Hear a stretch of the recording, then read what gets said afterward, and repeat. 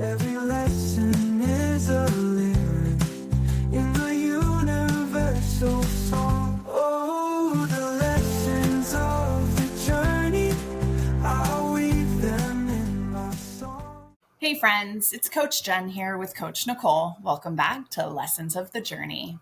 We are moving into the holiday season, and this is a time filled with laughter, love, and memories, but also a fair amount of tension, expectations, and those familiar moments that push every last one of our buttons. That is exactly why we are bringing back one of our most powerful series, the Conflict Code. Because here's the truth. Conflict does not take a holiday. It shows up at the dinner table, in our inboxes, in our partnerships, and most of all, inside our own minds. It's the raised eyebrow, or the quiet sigh, or the unspoken frustration. Sometimes it's the internal dialogue that won't let us rest. This series is one of our favorites because it's not about avoiding conflict. It's about understanding it.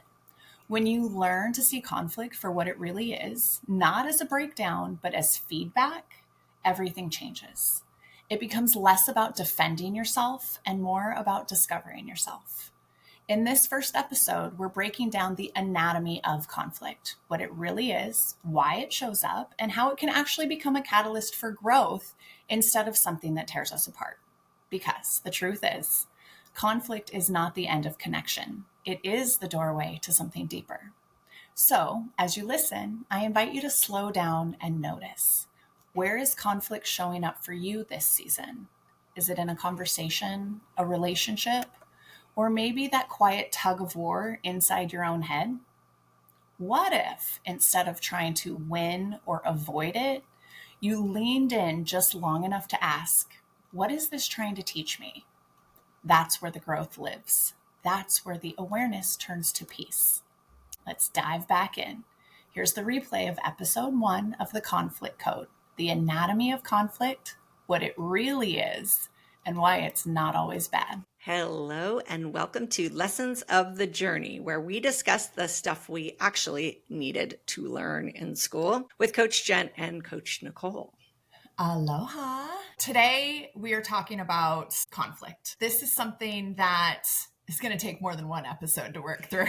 We're calling this series the Conflict Code, and we are going to dive deep into the tension that I think most of us fear and the growth that we often miss because of it. So Nicole and I believe that conflict is not the end of connection. It's actually an opening, a doorway into something deeper, whether it's an argument with a partner or a standoff at work, like your coworker sucks, or even the war that nobody sees, which is inside of our own head. It touches all of us. Conflict is an interwoven part of life. But what if it didn't have to break us? What if it could actually build us? In this series, we want to explore the psychology of conflict, the emotional toll that it takes on us, and science-backed strategies to help us navigate the conflict with clarity, courage, and care. Yeah, from the patterns we repeat in relationships to the moments that test our voice and our values, we're going to give you tools, insights, and maybe even a little peace of mind. Fingers crossed. So whether you avoid conflict like the plague or feel like it follows you everywhere, you are in the right place. Let's decode conflict and rewrite the way we show up in the hardest moments in life. Let's start with the definition of conflict. Jen, what have you got for us? Okay, this is one of those fun ones in dictionary.com where it's a verb, it's a noun, it's a whole bunch of things, and it applies to all of us. As a verb, to come into collision or disagreement, be contradictory, at variance, or in opposition. Number 2 is to fight or contend, also do battle. What I like better is it as a noun and how it applies. A fight, battle, or struggle, especially a prolonged struggle or strife. Number 2, controversy or quarrel. A discord of action, feeling, or effect. Antagonism or opposition, as of interests or principles. And then way down at the bottom in regard to psychiatry, They call it a mental struggle arising from opposing demands or impulses. What are we connecting with, Nicole? That's a lot. It Uh-huh. sounds like conflict should be 5 different words because that Yes. was like 5 different things. You know what? Collision or disagreement, contradictory. I'm like, oh, that's me. Hi, I'm contradictory. Fight, battle, it all sounds similar to me. I didn't feel like it was disjointed. All those definitions do feel like conflict to me. Obviously, we understand. I would almost say big conflict, little conflict. I mean, they literally call wars conflicts now. And we have our own conflicts that can be little. It can be in the moment and momentary, and you have a conflict with someone else or even in your own head, or we have these long, prolonged conflicts. So I think all of it makes sense. Yeah, I think in this case, it's going to lean more towards the psychiatry portion of it. So, of course, we can have a conflict in our schedule, and that's not what we're talking about. We're talking about the mental struggle that arises from opposing demands or impulses. So I think that we stick to that one in regard to what we're going to talk about today. Are we in agreement there? I'm good with that. No conflict between us, Nicole? Not right at this moment. Okay. So let's talk about the anatomy of conflict and what it really is and why it's actually not always a bad thing. Understanding that bad and good and all of that in between is subjective. It's what we give to it. Understanding conflict as it's not always a bad thing. It's not inherently negative. I know a majority of people that I know are anti-conflict, no conflict, don't want to get in front of it, don't want to be a part of it. It's bad, it's bad, it's bad. And actually, what conflict does is it signals growth and it tells us more about our unmet needs or if there's a misalignment between the two people involved in said conflict. I think that the ability to reframe conflict as an opportunity to understand deeper truths can actually reduce our resistance to the idea of conflict being bad. It's a catalyst for growth. And what does that mean? It means that it gives us an opportunity. There's actually research that goes with this. It suggests that conflict is often driven by core identity needs. This is Daniel W. Shapiro, Harvard program on negotiation. It really talks about autonomy, what we need for ourselves, appreciation, affiliation, status, and role. When these parts of us are threatened, that's when a conflict arises. And we don't always see it that way. It's usually like, you did something to me and now we are in conflict. I think that's the way a majority of us see it. If we're able to see that conflict is not a threat, it's actually a signal that something in our core, our needs are being unmet in that moment. And if we can approach it that way, it becomes more constructive. And that's a good thing. I think this is huge. I think of conflict as the fights I get into. I get into fights and it's a conflict. And to me, that feels horrible. It feels bad. It's usually with somebody I love and care about. Oh, this feels awful. Mm-hmm. Yeah. When I looked at this, I said, okay, wait, it's not always bad. You know, there have been times when I recall having a fight with my husband and us coming out the other side better for it. Yeah. I've never focused on the better for it. I shouldn't say never. I've started focusing on the better for it. But it's such a mindset shift. And I don't think it's easy to make this mindset shift. I just think the fact that we're talking about it is such a good thing because I do feel like conflict is often perceived as a negative. Even when you say I have a conflict in my schedule, well, that's something I have to figure out. That's a problem I have to solve. It is not a positive. I think this is really interesting when we start talking about this. You know, conflict, it's all of life. Absolutely, we needed to have been taught this in school. You hear us talk so much about as the consciousness of society has elevated.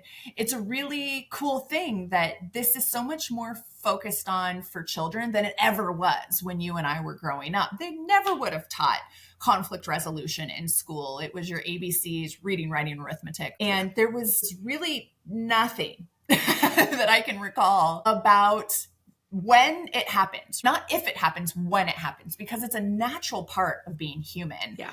We're all walking around with our own things going on inside. I'm going to point everybody back to the 4 agreements. We just don't have any idea what's going on with anybody else. So when we kind of understand that, oh, you had your thing and I had my thing and we didn't talk about it. They could be opposing and now we have a conflict and we need to figure it out. The ability to move through that confidently is definitely a life skill.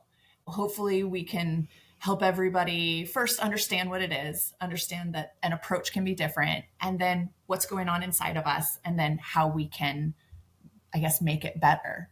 I like what you talked about with the core identity needs, because I'm all about the value system. What do I value and knowing what I value? But we all have our core identity, the things that we go, hey, this is important to me.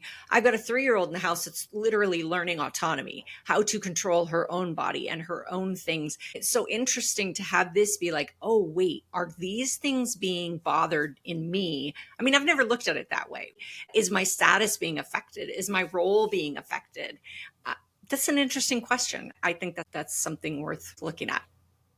When this happens, obviously this creates a war inside. We have to manage that inner turmoil. If nothing else about conflict was taught to us in school, I would have liked to have been this. You're going to feel crappy inside. And here's what's happening. And it's going to go away. Everybody feels it, because sometimes I feel like that inner turmoil it's so hard. You talk about the fight, flight, freeze response. There's a lot of the F's, the flop, the fawn. There's many of them.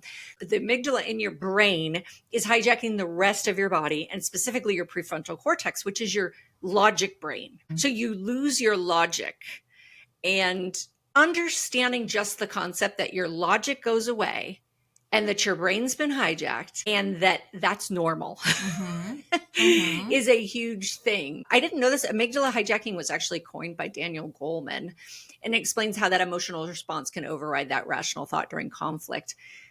Just recognizing this so we can pause instead of reacting. I mean, I'm such a reactionary person. When somebody pisses me off, man, I'm like, go for the throat right away. I want to get in there. I want to get it solved to move forward. And that's the mistake that I made. Yeah. Well, it's a protective measure. It's such a natural thing for a human to want to protect themselves. Yes. Especially when we feel threatened. Our logic is turned off. We're like, yeah, protection, protect mode. I'm threatened. And we do this in our house now. A lion is not chasing me. I am safe. I am okay. And we have to sit in that moment and go, it's hard, y'all. Yeah. It is hard. And it's really hard when you're a fighter and you're with a freezer or a flight person, because flight doesn't actually have to be physical flight. It can be emotional flight. They can just go away. And you're like, where are you? I want to fight and you're not here. And this misalignment, which we're going to talk about in our next episode, just being aware of what's happening with your brain and saying, okay, I need a second. Absolutely. And we have all the emotional responses. So conflict triggers fear, anger, shame. Acknowledging that emotional storm without judgment is the key. Say that one again. Acknowledging the emotional storm without judgment, which, by the way, fear, shame, anger, if you can acknowledge the emotional storm without judgment, you will probably avoid the shame piece of it, because the shame is what comes from the judgment.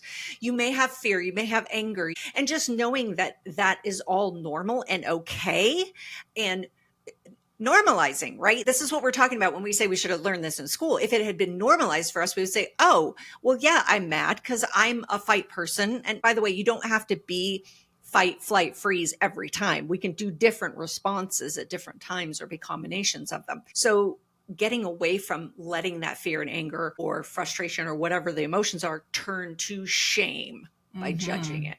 Yeah, I'll say it one more time. Acknowledge the emotional storm within without judgment. Next step. Okay, that was level 1.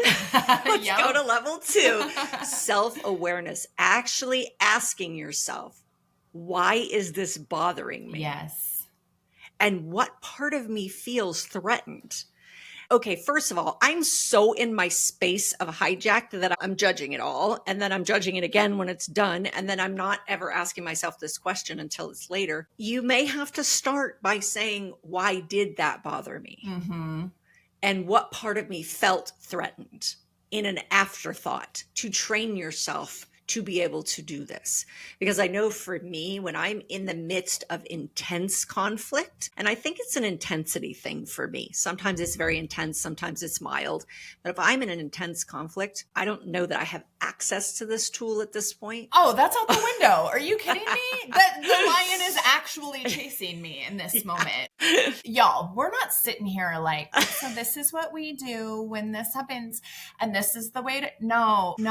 Are you kidding me? This is such a regular practice. This comes with actual, intentional, on purpose, necessary awareness. And are we going to get it right every time? No, absolutely not. It's going to take a long time before we're like, oh, hey, I think I maybe did that one. And is it going to happen the intense moments that Nicole's talking about? Absolutely not.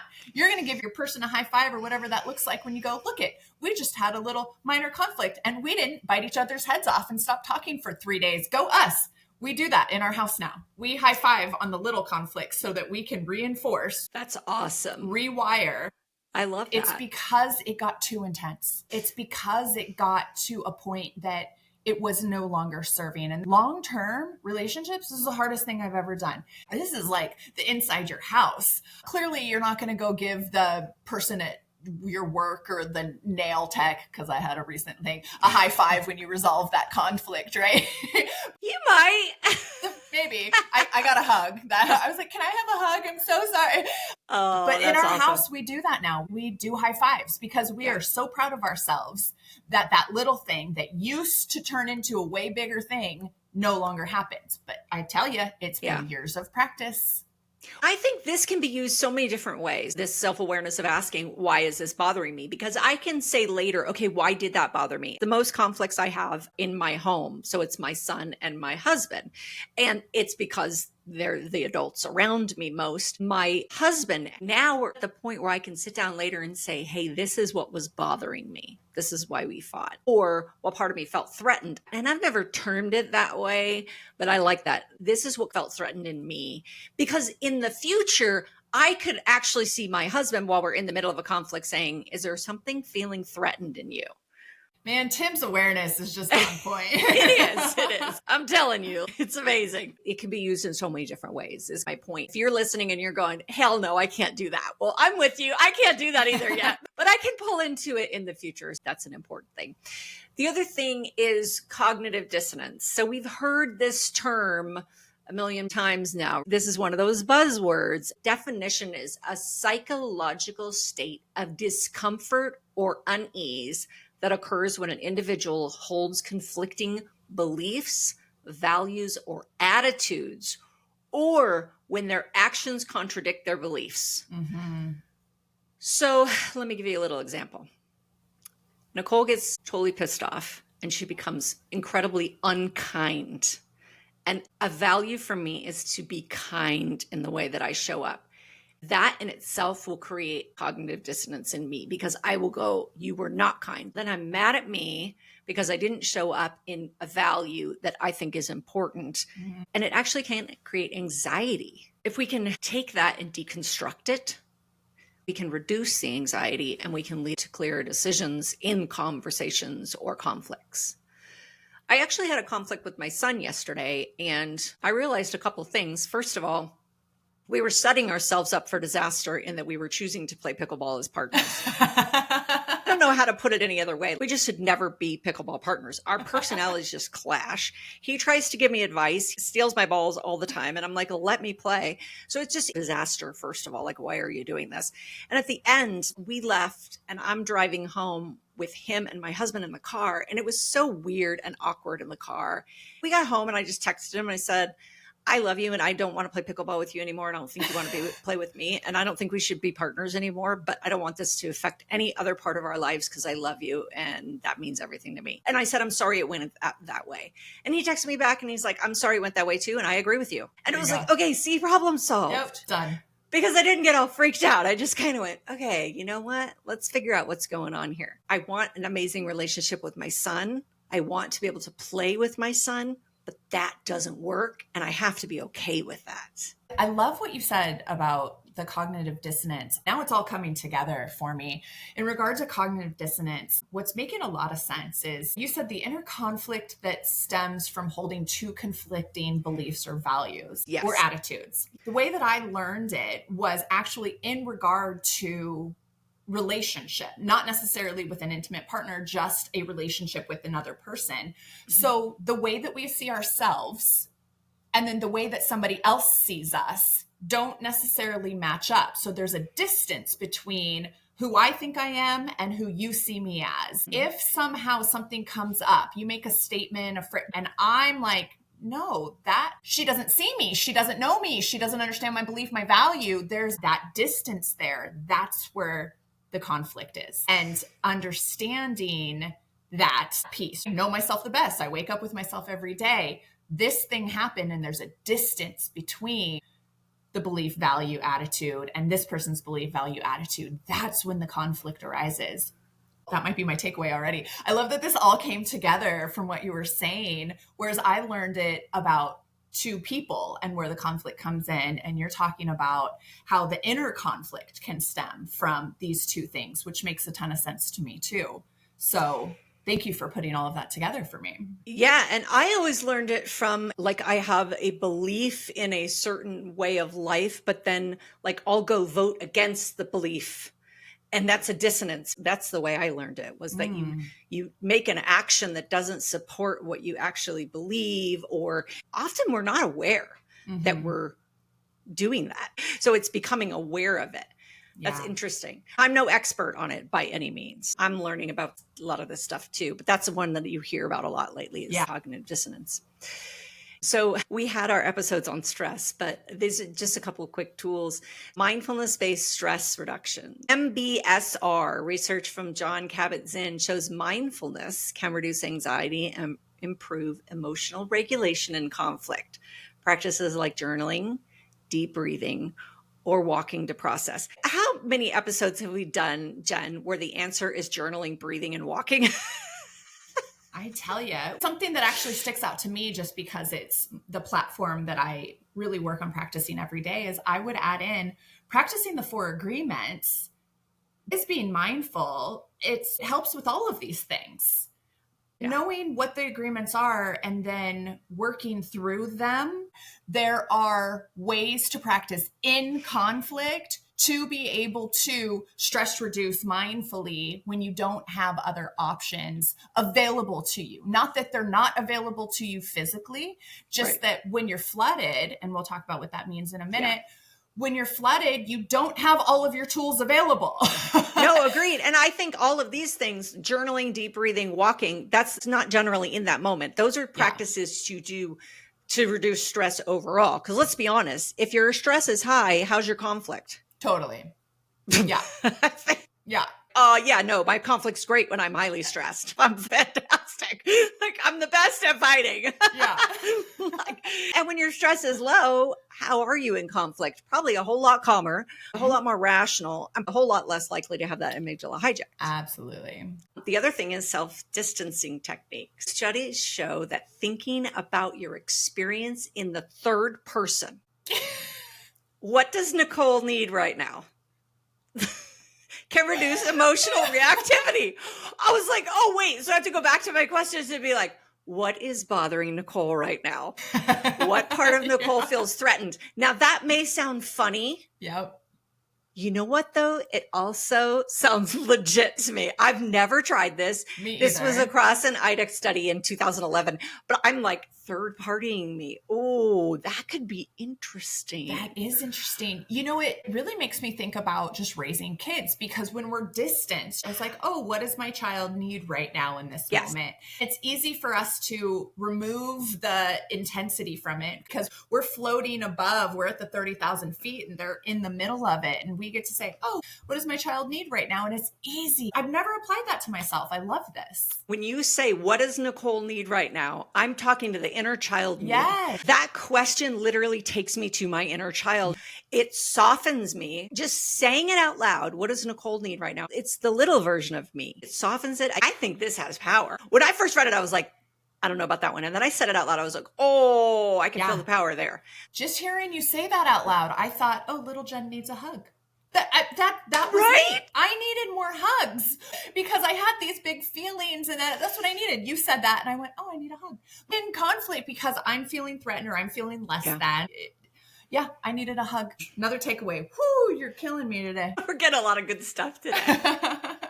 Another thing that I want to talk about regarding the inner turmoil is just avoidance versus integrity. So sometimes, not all of us, I have known these people, sometimes we avoid conflict to avoid discomfort. Mm-hmm. But that can lead to resentment or inauthenticity. Absolutely. It's interesting because I knew about the resentment, but I was like, inauthenticity and integrity. Okay, you got me there. Got me. Yeah. Hey, I don't want to have the difficult conversation. I mean, there's literally books on it. Have the uncomfortable conversation. And if we know how to have the conversation, which we'll talk about some of that, I think these conversations really do help us line up our own integrity and our own authentic selves. Studies show that in intimate long-term relationships, the more you hold on to, the unhappier you are long-term. We hear so often, oh, I just didn't want to have that fight. But I love that it shoves down that authenticity because we don't want to rock the boat. That was a thing from the past. Don't rock the boat, just kind of all cruise along. But the studies actually show that the happiest long-term couples bring it up immediately, get over it immediately because they're there to work together. Oh, that was a bummer. I'm sorry you felt that way. I didn't know. We didn't mean to do that. Let's move on. It festers when it's just rotting inside of you and it just, that's where that resentment comes from. It makes total sense that would then lead to inauthenticity. And what do we want most from our person? We want to feel seen and heard. Yep. But if we're not showing up as our true authentic selves, how is that ever going to happen? I see absolutely that it would stem from things like this. Yeah. And seen and heard is because it's safe. And do you feel safe if you're in an inauthentic relationship? If you're holding things back, that's not safety. And I don't know about you, but my assumption is if I was holding something back, so would the other person be. Because I have a tendency to make the assumption that the same things are happening on the opposite side. By the way, incorrect assumption makes an ass out of just me, but that's something that I know I do. It would make me feel like there was authenticity missing in my relationship, and that would make me feel unsafe. Yeah. So what do? We need to speak our truth. It's so necessary. It's also so difficult sometimes because it takes an essence of vulnerability. And there are ways to stand your ground with grace. I think that really in application, it's assertiveness without aggression. We can stand our ground. We can speak our boundaries with grace and not be aggressive. This is a lot about emotional intelligence. It correlates with better conflict resolution because emotional intelligence is the ability to recognize, understand, manage, and use your emotions effectively. So what are the components of this? First of all, self-awareness. You and I speak to that all the time. It's mindfulness. What's going on with me? Self-regulation. This is huge. These are the things we're teaching our children that maybe we never learned. Self-regulation. What do I do with all of these intense feelings inside of me? How do I take this elevated emotion and get my logic back? How do I reduce that intensity? Mind you, self-regulation is not to be confused with suppression. We're not having these feelings and then shoving them aside. We're not getting rid of them. We're not like, this doesn't feel good. I don't want you anymore. We're talking about recognizing I am having this feeling and I would like to not have this feeling. So how do I help myself settle down? I'm doing this literally every day with my boys. Empathy. Emotional intelligence also has to do with empathy. Empathy for yourself, first and foremost. And then when you have empathy with yourself, you're that much more easily able to give it to somebody else in those moments as well. And social skills. You've all heard the ability to read a room or read the social situation that's happening in those moments. All of those components go into having emotional intelligence. And I've certainly run into people where you can see right off the bat, you're like, oh, your emotional intelligence is significantly lacking, whether this moment or all of your life, this is not going to work. So I have to have extra emotional intelligence to be able to move through these scenarios comfortably. It's important to note that being emotionally intelligent does not mean being soft. It means being smart about when and how to make the move, stand firm, negotiate what that situation looks like, first and foremost with yourself, and then giving yourself the ability to do that with whatever is going on in front of you. This is such a great point. I just want to say, I love that this is broken down into those spaces, because I have always looked at emotional intelligence, another buzzword right now. And I've been like, well, I'm very emotionally intelligent because I'm super self-aware. I'm also pretty good at empathy. I've got pretty good social skills, but self-regulation for me is tough. Breaking it down is making it easier for me to understand. It's kind of like, you remember when we did the life wheel, and it's like, oh, my life is great. I'm an 8 out of 10. But then when you break it down into different parts of your life, you go, oh, okay. Self-regulation. Thank you. I think that's going to be one of my takeaways, because that's something I need to work on, and understanding that it's different than self-awareness. Yeah. Separating them for me is huge. Thank you. Well, absolutely. And you know what? Nobody ever taught us this, Nicole, especially when we were growing up. And it is a buzz right now because of this whole gentle parenting, because your child's feelings matter. I can tell you that growing up, my feelings did not matter. Go to your room, get over it. You want something to cry about? I'll give you something to cry about. This whole feelings are evil. Nobody ever said your feelings are bad. But that's the feeling that I had growing up. Your feelings don't matter. They're actually really inconvenient. You need to go have them away from me. Nobody ever taught me how to self-regulate, how to still feel like a valuable person through all of my feelings. That's the thing that we're shoving into our kids now, me anyway, especially because I'm raising men. I think it's so necessary to teach all kids how to self-regulate, that there's actually a way to do it. And that keeps us smooth. You're talking self-regulation. You're talking about processing through emotions. Yes. Not suppressing emotions, but actually processing through emotions. Nobody ever taught me that. No. Wait, emotions, stuff them or rage them out. Yes. That's what I was taught. I wasn't taught it. I could push it out of me into somebody else's face, or I could press it down within me. But how do I process it and let myself actually spend some time feeling it? Yes. You feel that. It's okay that you feel that. You get to feel that. And guess what? Nicole gets to feel that. Yes. Absolutely. Yeah. We do what was modeled for us. And that's why it's so important to change the narrative. I'm an older mom. I really, really want to make sure that these kids know that, number one, it's natural, it's normal, it's part of being human. Number two, this is how you regulate. And just for those in the back, your kids don't just come out of you knowing how to do it. They will learn it from you. It is on you to sit there with them. I've heard it said like this: they need to borrow your calm because their brains are not fully developed. It's not on us to lose our shit when the kids are losing their shit. They literally don't have developed brains yet. We have to be the adults in the room, be like, oh, okay, you're freaking out. I don't agree with your freak out, but I'm not freaking out. And I'm going to show you how safe it is to sit here with that. Your feelings are okay. I'm not going to tell you to shut your face because we're going to process through this. And the only way they're going to know that is by doing it with you over and over and over again. That's such an important thing that we really could change an entire generation moving into a better and safer world if we could teach our kids how to do this. I would agree with that. I would also add that you're modeling. Are you saying, hey, I feel X right now and I'm just sitting in my emotions so I can process through this? Are you telling your children that? Because then they're going to go, oh, look. Yeah. Mom does it too. Gigi does it too. Daddy does it too. Everybody does it too. They're seeing that it's okay as an adult to do it as well. Necessary. Yes. And that just came into the third person for me again. I have actually said, mom's feeling a little frustrated right now. So I need to take a minute. I'm going to take some breaths. That's that third person. It's not little Jen, but it's mom in the third person. It feels safer to do that with the kids because it's so much less judgmental. But have I done that in my intimate relationships? Have I done that in friendships? I can't say that that's the way that I functioned. really like that third party thing.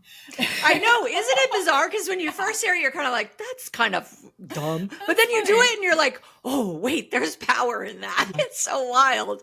Oh my gosh, this is such a good takeaway. I think it is. Also, in those moments, it helps to know what your non-negotiables are. What are my values? What is it that I feel is being threatened?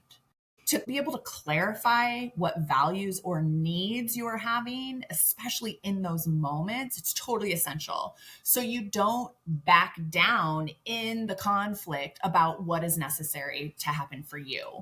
Another thing that we could all practice is to listen first and speak later.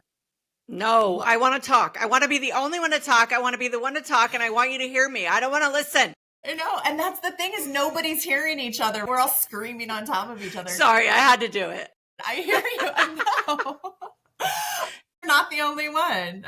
To let the other person, and I keep coming back to intimate relationships, but conflicts exist everywhere. So the ability to let the other person feel heard. That means active listening. That means maybe repeating what you're understanding. Then when you truly have processed that, you can present your position more effectively. And that's going to lessen that conflict gap that we were talking about earlier when we were talking about cognitive dissonance. We did a boundaries episode. I think it's important to reiterate your own boundaries.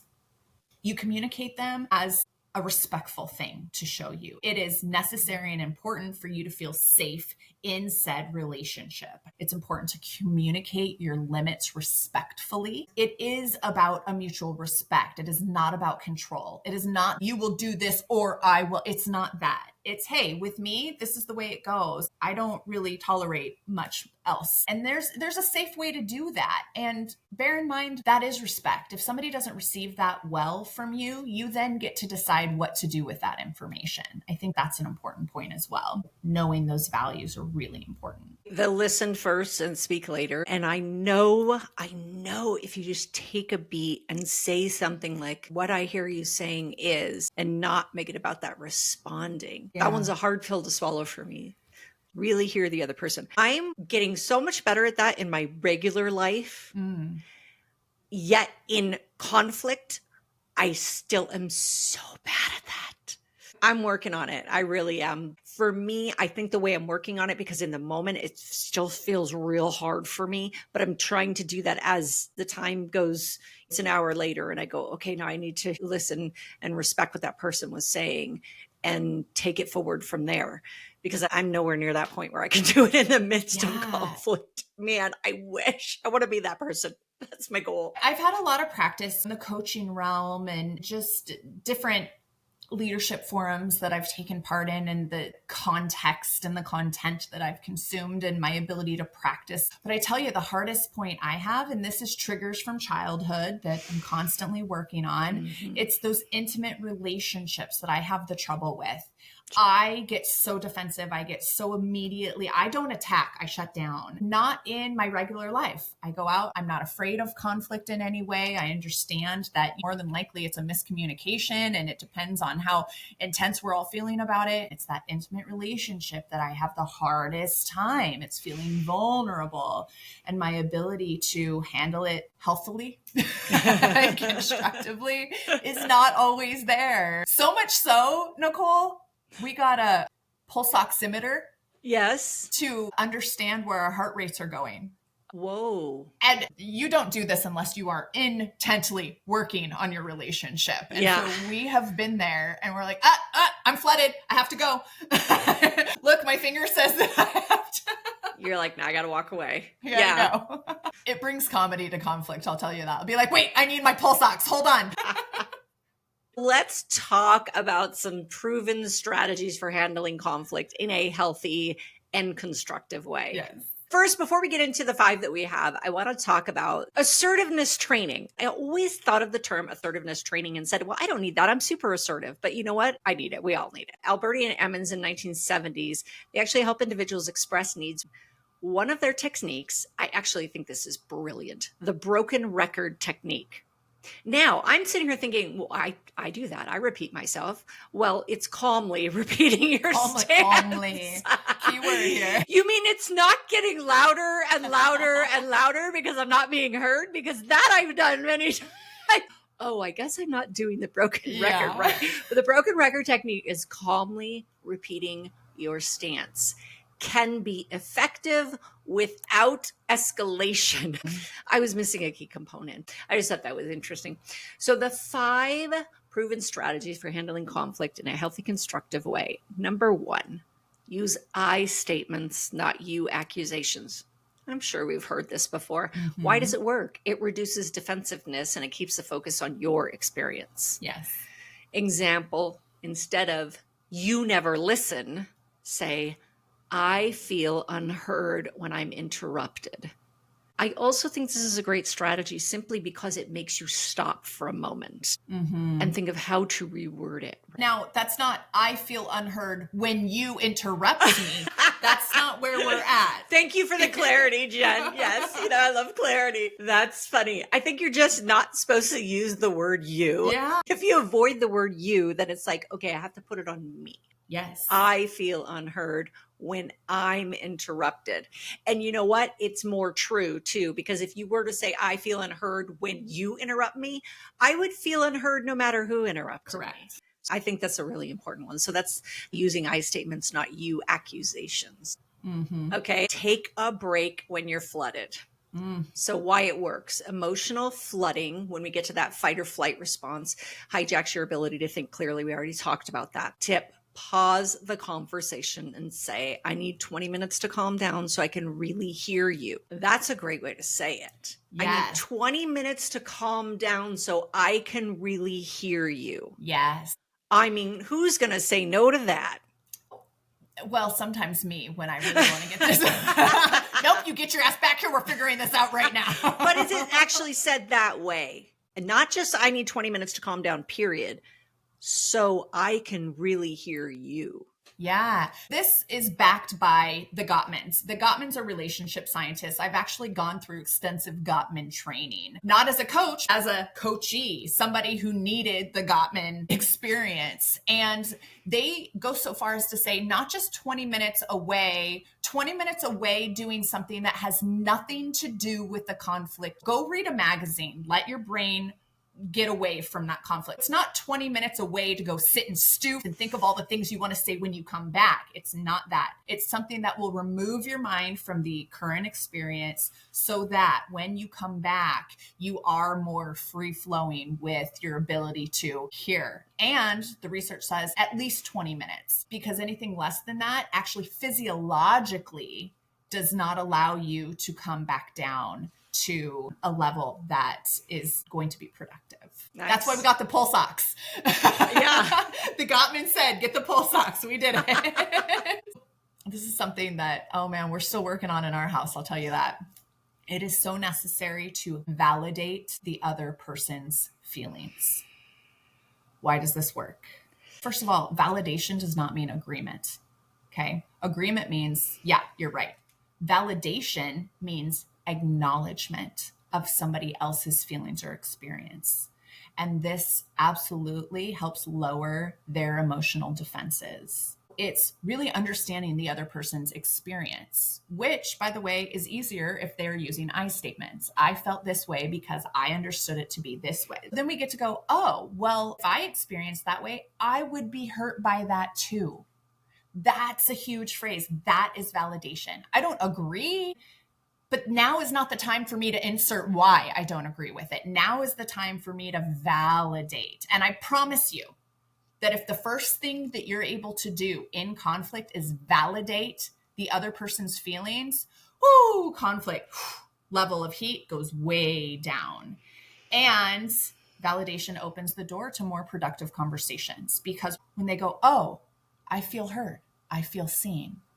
Not that they agree with me, just that they get where I'm coming from. Oh, that lowers defenses. Many, many more productive conversations come from feeling validated. And I have this tattooed on my feet because that's my meditation. Get curious, not combative. I have from Alice in Wonderland, curiouser and curiouser tattooed on my feet. Why? Because it shifts your brain to questions. It promotes empathy. It's, what am I missing here? That was a really intense response from somebody. Man, I don't feel that way. I must be missing something. Can you help me understand what's going on for you right now? These are open-ended questions. They're brilliant. I'm not going to assume I have any idea because I don't. Ugh. Put this one away and pull it out anytime you need it. Can you help me understand what is going on with you right now, or what is happening for you right now? I want to understand. That's a really great way to de-escalate the rising tension. And you can see this happening. You see it like, oh, that person's getting, ooh, okay, whoa, I'm not really trying to go there. Can you help me understand what's going on? And that lowers the defenses. What else do? We focus on solutions. When we're coming with our I statements, that really takes the blame away. I would like to find a solution. I'm not blaming you. Why does this work? The blame keeps you stuck. We get into this rumination. I blame you for da da da da da. But the solution focus moves the conversation forward. What can we do differently next time? Or can you think of ways that we can make this work for both of us?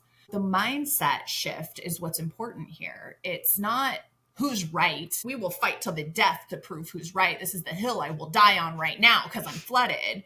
Versus, what can help both of us right now? How can we grow and learn from this? That points back to that mindset shift that we were talking about the way we are looking at conflict. It doesn't have to be a bad thing. It really can be a growth moment for the individuals involved. And I think that's a better way to go about life. I agree. These are brilliant. I'm going to go into my takeaways because, first of all, I'm going to say all 5 of these strategies I think are fantastic. I'm going to point out that one of the things that hit me was validation is not agreement. Mm-hmm. That's so good to remember. But that's not my only takeaway because today was great. I feel like we had so many good things. Yeah. My second one is, and you just said it, conflict isn't bad. That's just the core of all of this. This is fantastic. And the last one where you got me, self-regulation versus self-awareness. Just breaking that down in the emotional intelligence is a big awareness. So thank you. That was a good one. Yeah, absolutely. I was through the whole thing. I'm like, that's a takeaway. That's a takeaway. That's a takeaway. We did go through the Gottman training. It is the hardest thing I have ever done. Ever done. That's why when I was joking before, like, we high five over little things. We were like, see, we could do that. Look at, we didn't even like get mad at that. And the ability to come back and be really proud of yourself. Oh, we made it through that one. Oh, let's keep practicing. We are on the same team. And I think that even if it's not an intimate relationship, one of my takeaways, it wasn't explicitly stated, although there's kind of this underlying, like, nobody really likes conflict. I don't think that the other person involved in the conflict that you're in wants to be in that same conflict. I think understanding that and that validation, it's hard and it's huge, is this person probably doesn't want to be fighting about this either. So what's our misunderstanding here? It probably has to do with the miscommunication. So back to the 4 agreements. Was I impeccable with my word? Am I assuming something? Did I not ask the right question? I'm trying to understand. I'm curious about your experience. So I think that's a really big takeaway, is just remember, and that's why it's tattooed on me, remember to be curious, because they don't want to be there just as much as I don't want to be there. So what happened and how do we move through it? Yeah. That's a good one. I like that. Curiouser and curiouser. Mm-hmm. All right. Let's go into our questions. I'll ask you first. Okay. What is an interaction you had with a stranger that you still think about from time to time? Okay. I'll tell you the story. I'm going to preface it with, it's kind of odd because it makes me look good. I shouldn't even tee it up. I should just tell you. Okay. I was in the bathroom at work once, and this woman came in and she was obviously crying. And I had just come out of my restroom and I was washing my hands, and she was washing her hands. I looked at her and I'm like, "Are you okay?" She's like, "Yeah." And she said something about, I can't remember how she told me, but someone had just died. Mm-hmm. And I just gave her a big hug, complete and utter stranger. And I just gave her a big hug. My hesitation to tell the story is this, like, I feel like it's bragging, like, oh, I showed up so fantastically. But the reason I remember it a lot is because I always think that's how I wish we would all show up for each other. Just like anytime someone needs someone, even if it's a stranger, I wish we would all show up that way. Yeah. Now, that being said, I wish I would always show up. There has been moments in my life when I didn't show up for people in that way, and I regret that. So the point of the story is not, oh, I did something fantastic. The point of the story is I just wish we'd all show up like that for each other. And she really appreciated it. And she cried a little on my shoulder, and then she left, and I don't know who she was. And it didn't matter. It was just a stranger being there for somebody. And I think how many times I could have used a stranger being there for me, or I could have been there for another person. That's just a moment that it does play in my head sometimes. Yeah, I love that. Thank you for sharing. For sure. My question for you is, what do you think are the questions that shouldn't be asked at a dinner party? Do we have another episode? Oh my gosh. Okay. Well, the standard political, religious, the really rude ones, like, when are you going to get married, or when are you going to have kids? Across the board, don't do that, because the really judgy, shitty ones. What are some of the lesser known? Like, when are you going to get a better job? Or why are you still single? Or are you still with that guy? Yeah, are you still with that guy? When are you going to stop being an artist and get a real job, or whatever? The real job. We've heard the real job many a time. When are you going to get a real job? Yeah. Oh my gosh, there's so many awful questions. Okay. This was asked to me when I was pregnant at a dinner party. Are you going to circumcise? I'm sorry. What's your name again? Have we met before? None your business. Let me tell you, this is for everybody. Take note of this. It works every time for any awkward question. This is something that I came up with. It's one of those canned responses. So it's this: I'm considering all options. That's a good one. Done. And then they want to tell you your thing, but you've already tuned out. Whatever their weird, awkward, strange thing is, for any of those questions we were just talking about, your response can be, I'm considering all options. Even though you've considered all options and you've already decided. I've considered all options and I'm not telling you what mine is. So this is the forefront of conflict resolution. I'm not attempting to get into a conflict with your dumbass right now. I'm going to avoid it and not engage with you. You're an idiot. And shut your mouth. And I'm considering all options. Just use it for everything. I promise you it works. I love it. That's great advice. Oh my God. Thanks for listening. I'm so proud of this series and really just how much we covered in this specific episode. I personally need to re-listen to this on repeat through the holidays, as I suspect others might as well. Today's episode reminded me how misalignment shows up in conflict and how releasing judgment helps us reconnect. Pause and ask, what part of me feels threatened? Check in with yourself after conflict. Practice vulnerability without aggression. Use I statements, listen actively, and steward your emotional regulation. If this conversation resonated with you, please subscribe and join us next week for more tools to navigate conflict with care as we continue this series. Thanks, everyone. Write your lines with passion, let your spirit freely roam. The lessons of your journey